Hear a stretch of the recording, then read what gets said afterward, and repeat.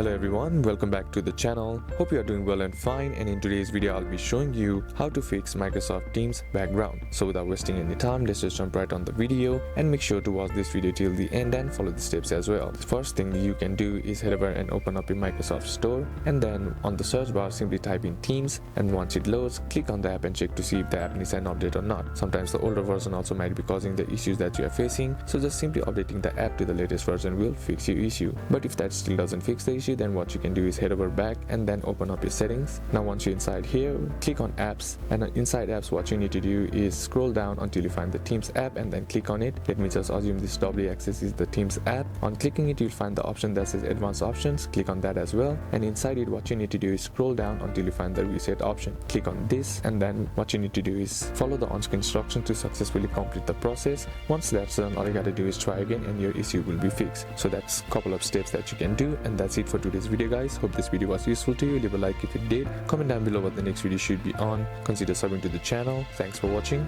Bye bye.